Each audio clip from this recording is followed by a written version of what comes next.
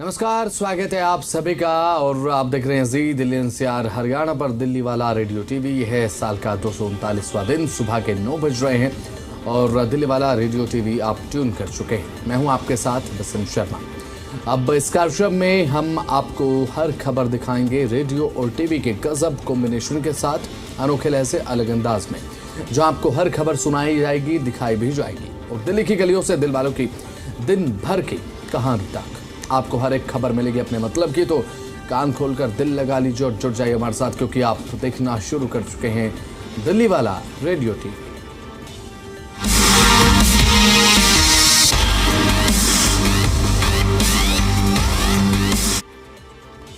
इस समय मॉनसून अब जाने को है, लेकिन गया नहीं है। लेकिन उससे पहले अब मॉनसून अपने रंग एक बार फिर से दिखा रहा है। वो इसलिए क्योंकि अब मॉनसून के चलते हो रही है बारिश, और बारिश ने यमुना के जलस्तर को बढ़ाने का काम कर दिया। जहां पर एक बार फिर से अब यमुना के तटवर्ती क्षेत्र जो राजधानी में है, वहां पर अब एक बार फिर से बाढ़ जैसी कंडीशंस जो हैं वो पैदा होने लगी हैं। ऐसा हम इसलिए कह रहे हैं क्योंकि लगातार ये पिछले कुछ समय में देखने को मिला है कि यमुना का जल स्तर कभी बढ़ता है तो कभी घटता है। 205.33 एक वार्निंग लेवल है, जहां से अब चेतावनी दे दी जाती है, यानी कि खतरे के निशान से अगर पार कर जाए यमुना का लेवल तो एक लोगों को चिंता होने लगती है। और दिल्ली में तो देखने को यही मिलता है, जब बारिश होती है एक तरफ लोग एंजॉय करते हैं तो दूसरी ही नज़र यमुना नदी के वाटर लेवल पर भी लोगों की रहती है कि कहीं यमुना का वाटर लेवल ना बढ़ जाए और हमारी दिक्कतें ना बढ़ें।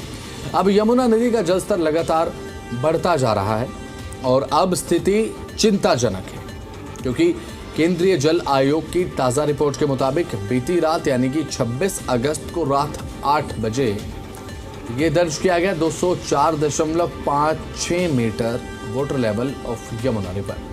ये चेतावनी स्तर के बात अगर है, अनुमान ये है कि आज रात 8 बजे तक ये जल स्तर 205.36 मीटर तक पहुंच सकता है, यानी कि खतरे के निशान को पार कर सकता है। अगर ये खतरे के निशान को पार करता है तो आपके लिए मुसीबत पैदा हो सकती है अगर आप तटवर्तीय इलाकों में रहते हैं। इसका मतलब ये हुआ कि आप अपने सामान को सिक्योर कर लीजिए। अगर आप यमुना खादर में रहते हैं, खादर इलाके में रहते हैं, दूब क्षेत्र में रहते हैं, तो आपको अलर्ट हो जाना चाहिए, क्योंकि यहाँ पर तो आम भाषा में अगर कहते हैं जब यमुना आती है तो सब कुछ अपने साथ ले जाती है, पता भी नहीं लोगों को लगता। और यही कंडीशन अगर देखें तो देखने को मिल सकती है अगर चेतावनी स्तर को पार कर गया ये जलस्तर, क्योंकि जब 206 हो जाता है जलस्तर यमुना का तो ओवरफ्लो करने लगता है पानी, और ओवरफ्लो करने के बाद आपको पता ही है कि यमुना किस तरीके से रिएक्ट करती है दिल्ली वालों के साथ, किस तरीके से दिल्ली वालों पर कहर बरसाने का काम कर देती है। सीधे तौर पर खतरे के निशान यानी कि 205.33 मीटर को आज ये जलस्तर पार कर सकता है।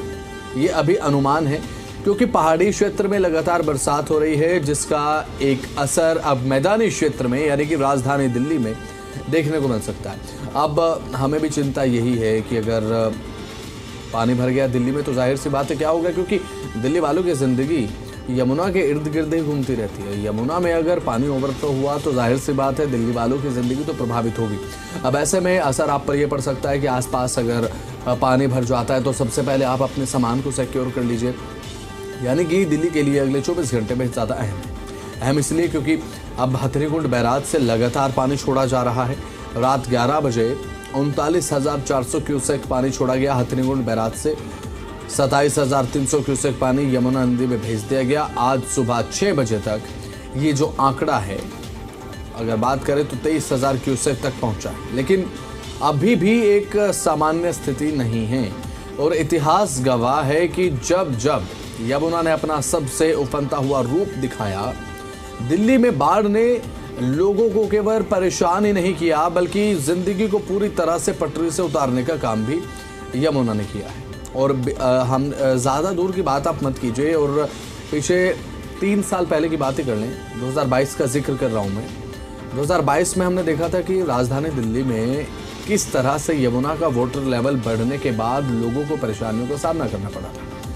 उससे पहले कहा जाता है कि 2022 से पहले 1980 के दशक में वो कंडीशन बनी थी जब यमुना ने अपना रौद्र रूप दिखाते हुए पूरी दिल्ली को पानी कर दिया था। अब ऐसे में क्या अब की बार फिर कंडीशन बनेगी? संभावनाएं तो उसकी बेहद कम है, लेकिन जो यमुना के तटवर्तीय क्षेत्र है, यानी कि यमुना जहाँ जहाँ से निकलती है वहाँ पर तटवर्तीय इलाकों में जो बस्ती बसी हुई है, जो लोगों की रिहाइश है, वहाँ पर लोगों को मुश्किल हो सकती है। और मुश्किल इसीलिए क्योंकि एक बाढ़ का खतरा है। अब ऐसे में यमुना के साथ रहने वाले लोग ये बात अच्छे तरीके से समझते हैं कि वो कहाँ रहते हैं, उनकी रिहाइश कहाँ है। अगर यमुना ओवरफ्लो हुई तो उन्हें क्या करना है। प्रशासन लगातार मुनादी भी करा रहा है, लोगों को जागरूक भी कर रहा है।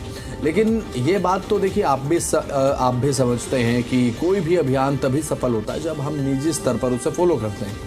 तो प्रशासन कितने कदम उठा रहा है ये तो अहम है ही, लेकिन अब आपको अपने निजी स्तर पर काम करने की बेहद ज़्यादा ज़रूरत इसलिए भी है क्योंकि आपको सतर्क होना होगा अगर आप तटवर्तीय क्षेत्रों में रहते हैं। अब ऐसे में बात अगर करें राजधानी दिल्ली की, दिल्ली ने वो दौर भी देखा जब यमुना का जलस्तर 208.66 मीटर तक पहुंचा, यानी कि 205.33 से 3.33 मीटर ज़्यादा। और तो क्या दिल्ली फिर से बाढ़ के संकट से जूझने वाली है? ये प्रश्न खड़ा होता है यमुना के जल स्तर को देखने के बाद। क्या प्रशासन तैयार है? और सबसे अहम, क्या आप तैयार हैं?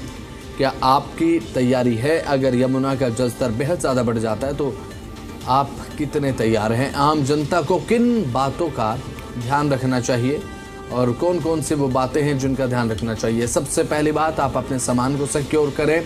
अगर ज़रूरत पड़ती है, आपको लगता है क्योंकि प्रशासन लगातार आपको चेतावनी दे रहा है, आपको अलर्ट कर रहा है, तो अलर्ट हो जाइए। संभव हो तो ऊंचे इलाकों में चले जाइए। इसका मतलब ये नहीं कि पर्वतीय इलाके, यानी कि दिल्ली में जो ऊंचे इलाके हैं वहाँ पर आप 20 से 25 दिन का स्टे कर सकते हैं। उसके बाद अपने क्षेत्रों में वापस आ जाइए। इसका मतलब ये हुआ कि अगर बाढ़ का खतरा होता भी है तो आपकी जान जोखिम में नहीं रहेगी और साथ ही आपका सामान भी सेफ रहेगा। ये तरीके हैं जो आप अपना सकते हैं। प्रशासन की तरफ से हालांकि लगातार लोगों को जागरूक किया जा रहा है कि अगर बाढ़ जैसी कंडीशन बनती है तो आपको क्या करना है। ये तो बताया हमने यमुना के जल स्तर को लेकर कि यमुना का जल स्तर बढ़ रहा है, क्या करें क्या न करें और प्रशासन की क्या तैयारियां हैं। अब खबरों में आगे बढ़ते हैं। आज सबसे ज़्यादा जिक्र जिस खबर का है, और केवल अभी नहीं, आज पूरा दिन जिस खबर का जिक्र होगा मीडिया में, सोशल मीडिया प्लेटफॉर्म्स पर आप रील भी देखेंगे। अमेरिकी tariff, Donald Trump's tariff. America का भारत पर आज से 50% टैरिफ लागू हो गया। 25% तो अगस्त के शुरुआती दिनों में ही हमने देखा था कि 6 से 7 अगस्त को लागू हो गया था। उसके बाद अतिरिक्त 25% टैरिफ लागू हो चुका है। अभी कुछ ही देर के बाद 9:30 हो जाएंगे, 9:30 बजे से टैरिफ लागू हो जाएगा। अमेरिकी सरकार ने 27 अगस्त की आधी रात यानी कि 12:01 पर भारत के निर्यातित उत्पादों पर अतिरिक्त 25% टैरिफ थोप दिया है। लागू कर दिया है नहीं, थोप दिया है, क्योंकि डोनाल्ड ट्रंप की तरफ से इस टैरिफ का आधार बताया गया है इंडिया की रशिया के साथ दोस्ती को।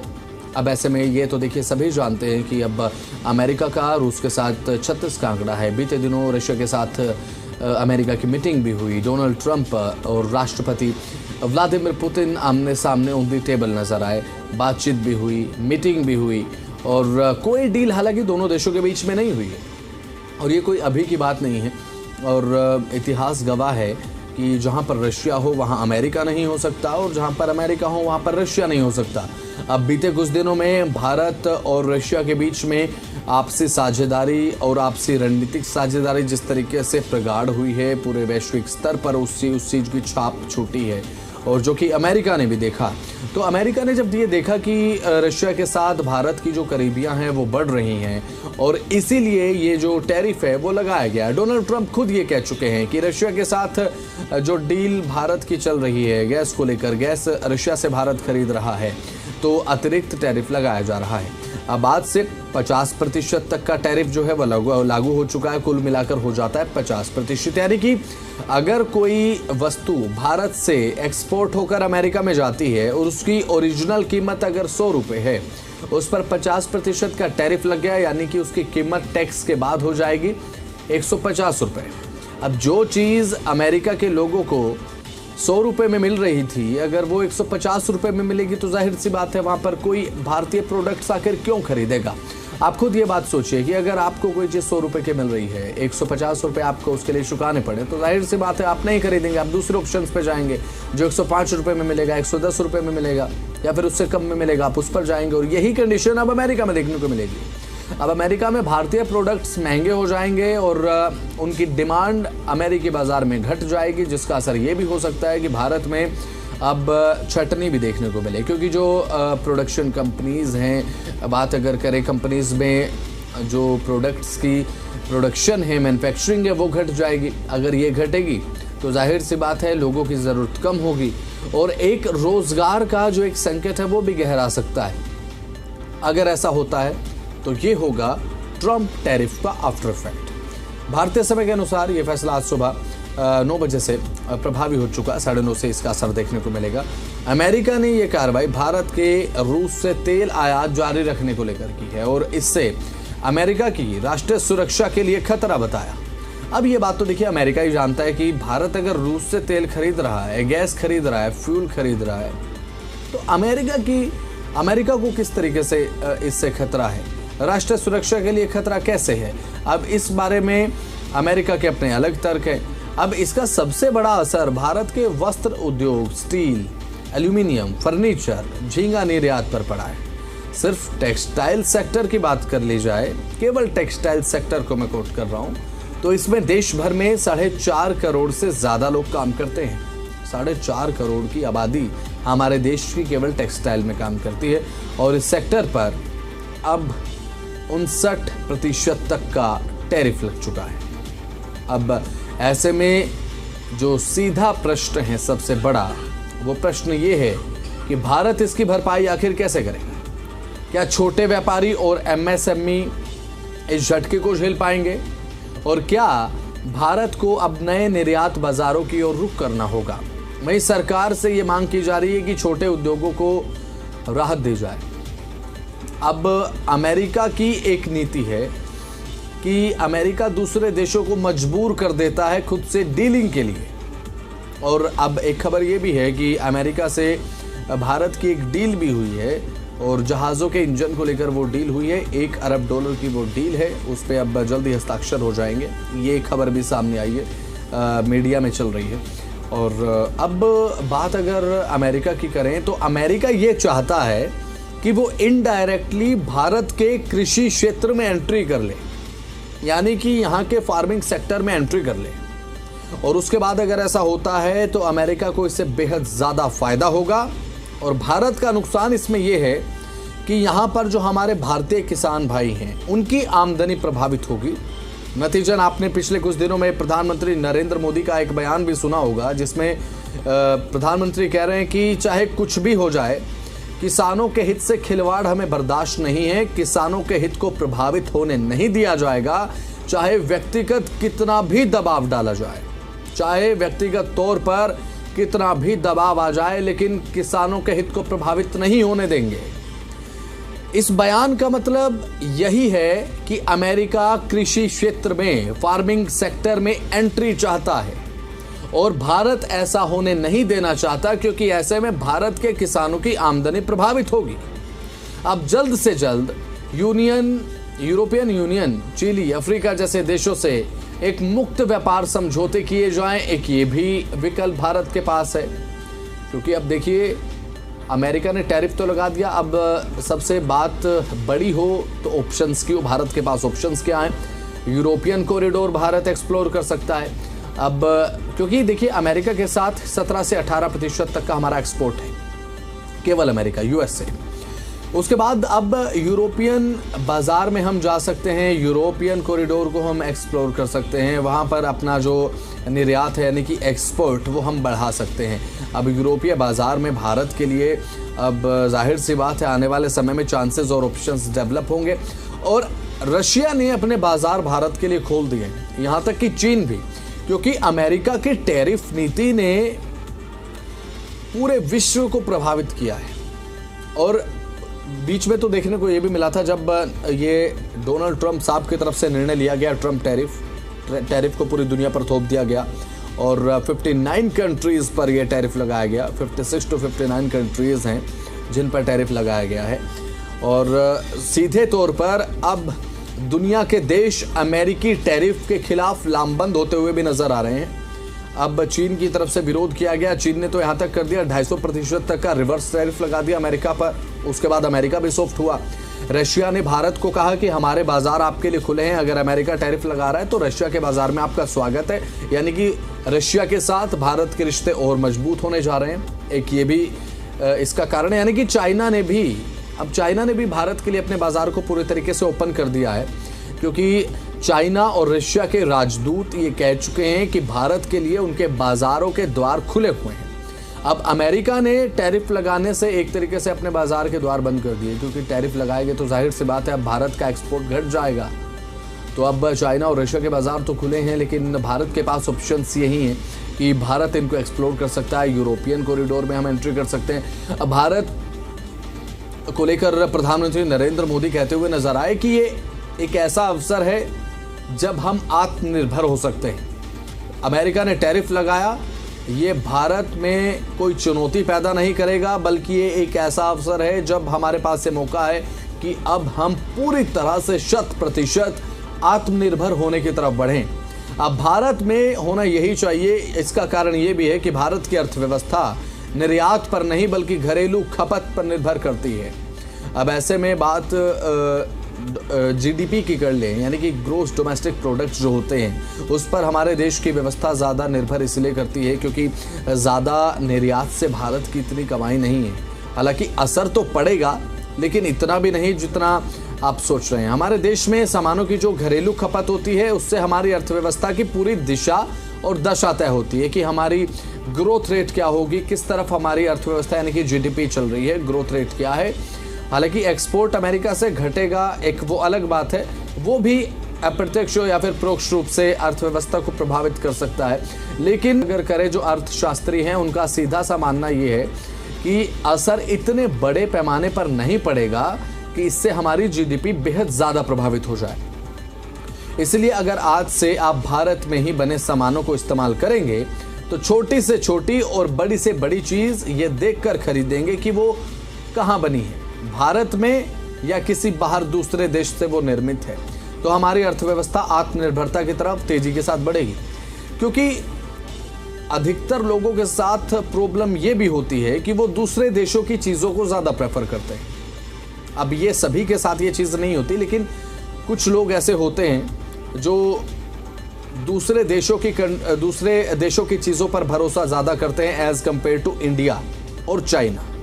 अब जैसे खाने की वस्तुओं में अगर बात कर ली जाए, अगर कोई विदेश से इंपोर्ट हो रही है चीज़, या फिर कोई खिलौना है, कोई चीज़ है, अगर विदेशों से इंपोर्ट है, तो वो अपनी तरफ ज़्यादा ध्यान आकर्षित करती है। उसका रीज़न केवल और केवल इतना है कि वो विदेश में बनकर आई है।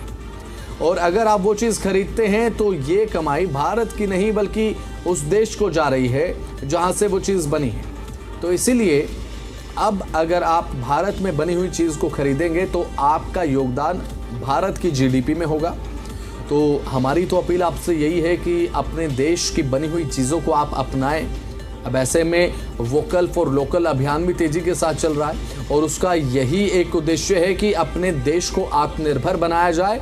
हम आत्मनिर्भर बने, दूसरे देशों की बनी हुई चीज़ों को ज़्यादा प्रेफर न करते हुए अपने देश में निर्मित चीज़ों की हम प्रेफरेंस अपनी बनाएं, और फिर कोई टैरिफ हमारा कुछ बिगाड़ नहीं पाएगा। और ये सच है। हालांकि यहाँ पर सरकार को भी काफ़ी काम करने की ज़रूरत होगी और सरकार इस तरफ काम कर भी रही है। अब धीरे धीरे चीज़ों का रिजल्ट आता है, कोई भी कदम उठाया जाता है बड़ा तो फिर उसके कुछ समय बाद ही उसका एक असर देखने को मिलता है। जिस उद्देश्य के साथ वो कदम उठाया गया वो पूरा हुआ या नहीं हुआ, या फिर कितना हुआ, वो देखने को समय के साथ साथ मिलता है। अभी भारत की जीडीपी में हमारे मैन्युफैक्चरिंग सेक्टर की हिस्सेदारी 17% है, जैसा कि मैंने आपको बताया 17 से 18%, जबकि चीन के मैन्युफैक्चरिंग की सेक्टर की जो हिस्सेदारी है वो 26% है, जर्मनी की 20% है, जापान की 20% है, दक्षिण कोरिया की जीडीपी में उसके मैन्युफैक्चरिंग की हिस्सेदारी जो है वो 24% है। इसलिए भारत के लोगों को स्वदेशी सामान खरीदने के लिए प्रोत्साहित करना होगा और भारत में स्वदेशी सामानों का उत्पादन बढ़ाना भी होगा और दूसरे देशों पर अपनी आत्मनिर्भरता कम करनी होगी। और साथ ही अब इनकी गुणवत्ता यानी कि क्वालिटी का ध्यान रखना होगा सरकार को। इसके लिए नियम बनाए जाने चाहिए। तो ये तमाम बातें थी अमेरिकी टैरिफ को लेकर। हर एक पर्सपेक्टिव में हमने आपको समझाया है। अमेरिकी राष्ट्रपति डोनाल्ड ट्रंप का भारत पर थोपा गया टैरिफ, भारत के कई सेक्टर्स पर इसका बुरा असर पड़ सकता है। जैसे कि हमने आपको बताया कि अगर कोई फैसला किसी देश को लेकर लिया जाता है तो वो प्रभावित तो करता है, बात इतनी होती है कि किस हद तक प्रभावित होता है। हालांकि बातचीत के रास्ते अभी भी खुले हुए हैं, जैसा कि मैंने शुरुआत में अपने ओपनिंग स्टेटमेंट में आपको बताया, जब ये टैरिफ की खबर मैंने आपके सामने रखी, कि एक डील भी अब अमेरिका के साथ हुई है। भारत और अमेरिका कंपनी अब जनरल इलेक्ट्रिक के बीच में लगभग 8,300 करोड़ का एक बड़ा रक्षा सौदा फाइनल स्टेज में है।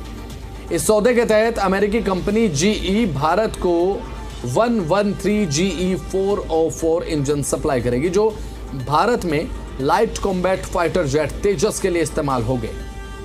अब समाचार एजेंसी ANI के अनुसार बात करें, इनके सूत्रों के हवाले से खबर है, ये बताया गया है कि ये डील सितंबर तक फाइनल हो जाएगी।